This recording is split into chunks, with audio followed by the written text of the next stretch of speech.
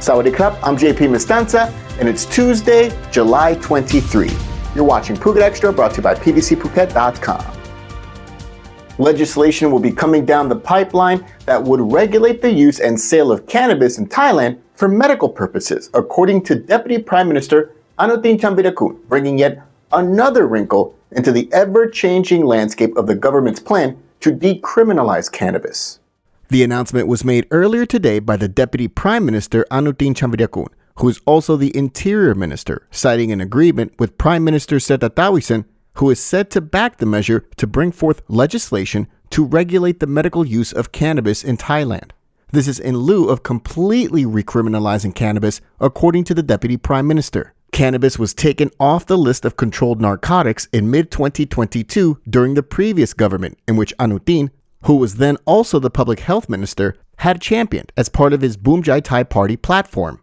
Over the last year, since the Phut Thai Party took the helm of the government, the Prime Minister has been pushing for cannabis to once again be taken back on the narcotics list, which critics say would greatly affect the burgeoning industry that has seen tens of thousands of cannabis shops pop up around the country. It's been projected that by 2025, the cannabis industry in Thailand could be worth up to $1.2 billion or 43.4 billion baht. The government has maintained that the recreational use of cannabis will not be allowed under new regulations being drafted by the Ministry of Public Health. However, exceptions will be made for medical use and research, and the Prime Minister gave officials until the end of the year to draft the necessary rules and regulations. Plans are now being put in place to discuss a possible draft bill to regulate the cannabis industry in Thailand for medical use. Still, the Prime Minister and the Narcotics Control Board has proposed making all of the necessary changes by January 1st, 2025, which they say is a grace period for operators in the industry to adapt and apply for new licenses, though the new rules have yet to be announced. For more, visit the link in the description. An investigation is underway into a fatal road crash in Phuket that claimed the life of a motorbike rider who collided with a car on Tapkasatri Road in Koh Keo on Sunday night. The crash took place at about 10 p.m. on Sunday on Tapkasatri Road northbound, about 200 meters before Soi Koh Keo 15, according to police.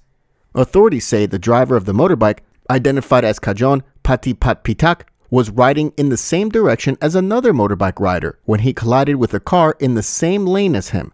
The other motorbike rider also suffered injuries in the crash, and both were taken to Mission Hospital.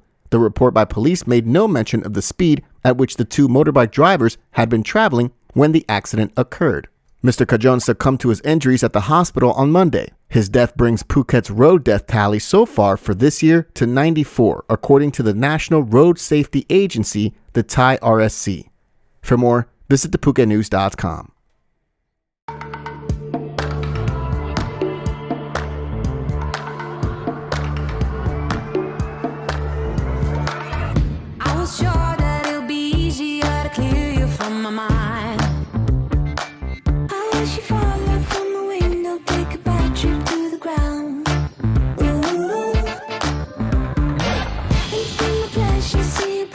Just before you break a bone.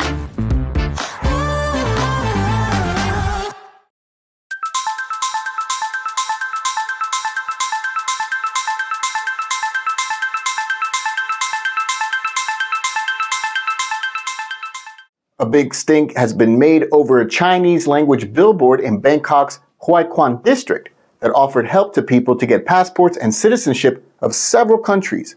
The billboard has now been taken down by order of the Interior Minister. The order to remove the billboard was made on Monday morning, as officials are set to look into whether the business the billboard was promoting was even legal and who had been behind the whole thing. The billboard portrayed an Asian man with a Chinese name holding a passport. The billboard had been promoting the fact that you can pay Chinese yuan in exchange for applications for passports and citizenship of countries, including Turkey, Vanuatu, Indonesia, and Cambodia. It had been erected at an intersection in the popular Hoi Kwan district of Bangkok, but was the subject of controversy when a photo of the billboard was posted on social media over the weekend. This drew the attention of social media users who expressed concerns, and it was relayed to the Interior Minister Anutin, who ordered the removal. For more, visit thephuket.news.com. Over 100 people, from marine officials to local industry stakeholders in Phuket, took part in the recent meeting where they put their heads together to determine what laws need to be amended in order to enhance the superyacht marine tourism industry on the island. It all took place at Phuket Provincial Hall just south of Phuket town on Friday, where Marine Department officials, along with key figures in the island's marine tourism sector, held discussions that align with their efforts to promote the island as a world-class maritime tourism hub that is up to international standards. Recently, the Ministry of Transport had announced new criteria, methods, and conditions for granting permissions to large cruise and sports boats to non-Thai owners, aimed at boosting the local tourism industry. Talk revolved around Sections 47 and 48 of the Thai Vessels Act. In calling for its members to attend the meeting, the Thai Yachting Business Association noted that a key revision will be changing the definition of a superyacht from a vessel longer than 30 meters to a vessel longer than 24 meters. Also, superyachts applying for a new charter license will require a minimum amount of insurance coverage, though the amount was not immediately available. During the meeting, participants shared their opinions and suggestions, which the Ship Registration Standards Bureau of Thailand will compile and analyze. The outcome of the meeting is expected to significantly influence the future operations of superyachts in Thai waters. For more, visit thephuket.news.com. We really appreciate you joining us on this Tuesday edition of Phuket Xtra, brought to you by pvcphuket.com. We'll see you again tomorrow. Until then, stay classy, Phuket.